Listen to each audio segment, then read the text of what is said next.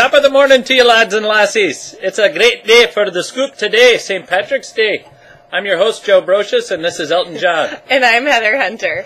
Now, Heather wanted to do the traditional chugging of the green beers for everyone this morning, but I thought we'd take a similar theme to what we normally do and give you a little bit of history about St. Patrick's Day. Now, St. Patrick's Day actually dates back to the 5th century Britain, when a 16-year-old boy named Marlon Sagut was captured by Irish marauders. Now, they took him, made him a slave for 6 years. He had a vision, a good vision from God, told him to escape and go back to Britain. Now, later he had a second vision that told him he was to be the savior of Ireland and bring Christianity to Ireland. So he became an ordained minister, changed his name to a more Catholic Patrick, went back to Ireland in 432, and the rest is basically history. St. Patrick as we have today. Now, it said he used the clover to describe the Holy Trinity. Don't know if that's true or not. And there's also the famous pictures of him driving the snakes out of Ireland, which really probably didn't happen, but it's more of a metaphor for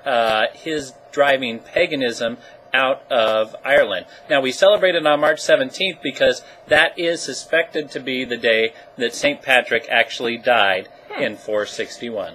Have to say I didn't know any of that. And a lot of you are probably wondering what that has to do with mortgages and stuff. It has about as much to do with mortgages as this.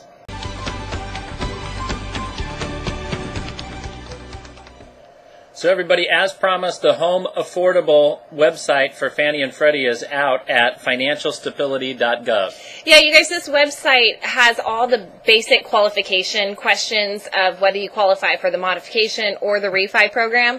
It also has the links to Fannie Mae and Freddie Mac to find out if your home is actually Fannie Mae or Freddie Mac owned. Now, Freddie Mac's is instant, really quick, right away, but Fannie Mae, they have to send you an email, and we put in some information last week, and we still haven't received anything back yet. Now, if you sent us your information last week and you still want us to check on if your loan is owned or not, you need to give us a call from the link up above because we need to have your Social Security number. Otherwise, we've provided the link down below here that you can click. It'll take you right there, put in your name, address, and social, and it'll give you the information. Yeah, and this website also has a great list of the items that you're going to need to provide your lender or servicer for the refinance or the modification. So you can go ahead and start gathering those items so that when these programs roll, you're totally ready to go. And, don't despair if your loan actually isn't owned by Fannie or Freddie. It doesn't mean that you're out of luck. It just means that you're not going to qualify for the Home Affordable programs under the Obama package for loan modifications and refis. And if all this website stuff just has you mind-boggled, just pick up the telephone, call your servicer. They'll be able to tell you if your loan is in fact owned by Fannie Mae or Freddie Mac. I really do kind of feel like Elton John. You kind of look like him, too. It's not a good thing. Cut. So the million-dollar question we've been getting lately is, hey, where are rates headed in the near future? And it's been difficult to try to really predict what's going on because the markets haven't been acting as they traditionally would. But we wanted to give you just a basic 101 overview on how the markets affect your interest rate. Yeah, the simplest explanation really and the simplest rule of thumb is that rates are tied to the bond market. When money goes into the bond market from investors, rates traditionally go down. When money flows out of the bond market and into the stock market, rates generally go up. The interesting thing we have right now is money's really not going into either of them.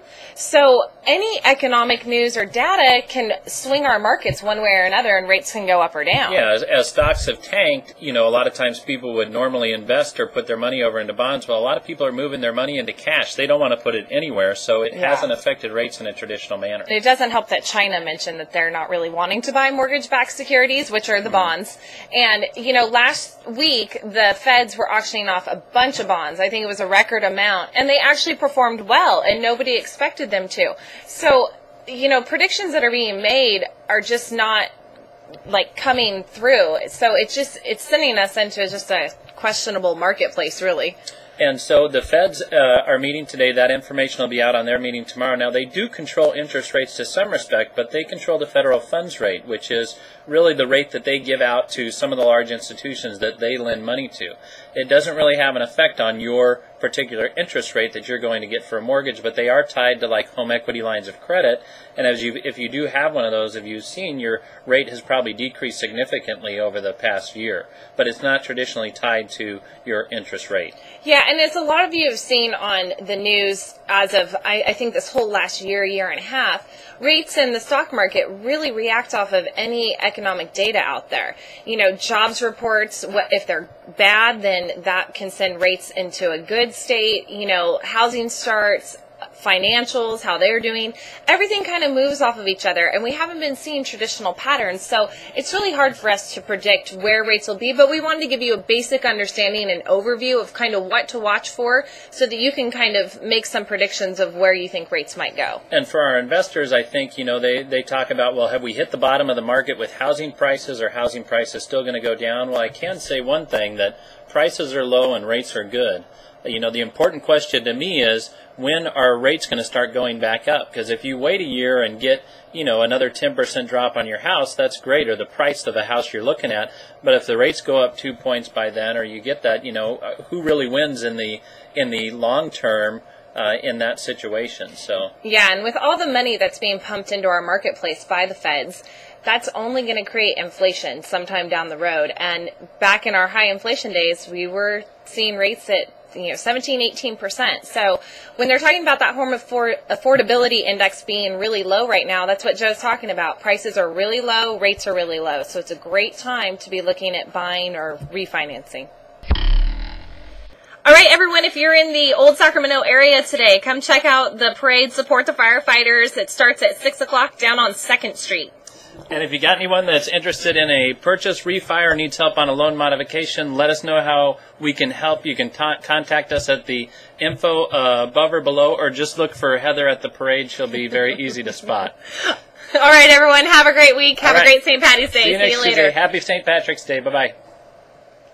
Don't forget to forward us to a friend. If you're with us for the first time, subscribe, and your comments or suggestions are always welcome.